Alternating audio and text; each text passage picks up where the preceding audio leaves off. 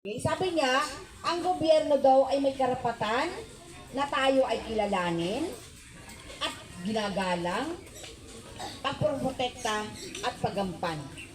Larong-klaro yan. Yan ang role nila bilang mga gobyerno sa atin. Okay? Pero nangyayari po ba yun? Hindi po. Natunugan kayo, si Kapitan, na nandyan siya dapat sa inyo dahil nandito siya sa ibaba. Dapat ang una-una niyang gawin, ipatupad yung apat na to. Pero tila hindi niya alam. Wala, At pinagtatabuyan yan po pa. ang isang problema po sa atin sa gobyerno ngayon. Yung kanilang sinumpaan ay tila hindi nila alam. At yun ay gusto nating ipaalam sa kanya at sa kanila. Kaya po ito, yung dito nakabata yung sinasabi nating pagkakaroon ng isang pagdialog sa kanila at ipapaalam po natin to sa kanila na nakakalimutan na nila yung ganitong karapatan. Okay? Pangalawa, obligasyon doon sa unang pagkilala, obligasyon ng Estado na kilalanin ang karapatan sa pabahay ng sinuman at tiyaking walang anumang batas o patakarang sasagka sa karapatang ito.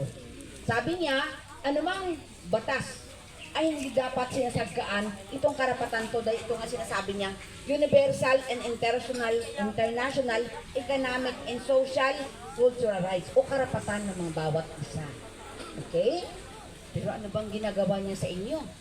Salit na kayo ay pangalagahan at kailangan paataan niyang huwag na kayo makabalik sa inyong mga lugar. Tama po ba? Ali. So malinaw po ang ganong karapatan ha? Okay. So natapos na tayo dun sa pagkilala. Paggalang naman o respeto. Una sabi niya, tungkulin ng Estado na igalang ang karapatan ng sapat na pabahay, kaya dapat nitong iwasan ang pagsagawa o panawagan na sa pilitang pagpapaalis at pagtanggal ng mga tao sa kanilang mga tinitirhan. Okay? Klaro-klaro yung mga kasama.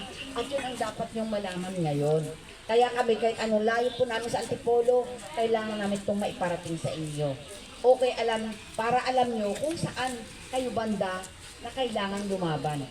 Kailangan nyo ipaglaban to dahil ito ang karapatan nyo at dapat nilang gampanan. Okay? Pangatlo, protekta. To protect. Pagpoprotekta. Tungkulin ng Estado na protektahan ang karapatan sa pabahay ng buong populasyon, kaya dapat nitong tiyakin ang anumang posibleng paglabag sa karapatang ito gagawin ng ikatlong partido o third party tulad ng developer. Developer. Yung sinasabi yung belde, ano? R2 builder. Yon. Dapat alam niya yan. O kaya in-change. Kasi, based sa sinasabi niyong kwento, nasabi niyo ito ay pag-aari ng NHA at ibinenta niya or ginawa niyang collateral sa two builders, mga kasama, mali po ang ganung patakaran. Kung siya yung sinasabi ng batas na third party, hindi niya dapat gagawin yan. Nagawin niyang collateral itong lupang ito sa R2 builders. Ibang issue dapat yan. Lalong-lalo niya, nalaman niya, may nakatirang tao dito. Okay? So, may paglabag na, no?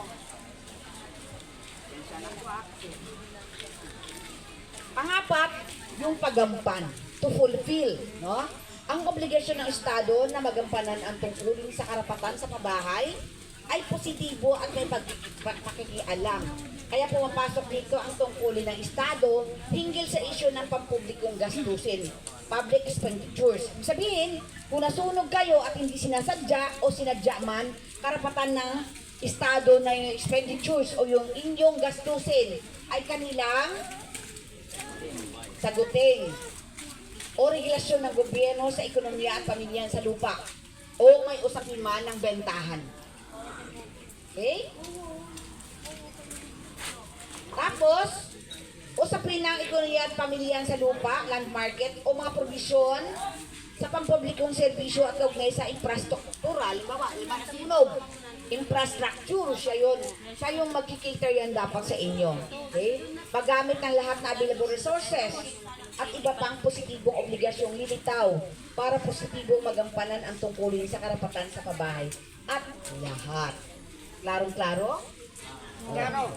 Pero anong ginagawa nila ngayon? At yan po ay universal na karapatan po yan. Hindi lang po yan dito sa Pilipinas, kundi sa buong mundo. Ay, naku. At yan po ay may accord. Ibig sabihin, yan ay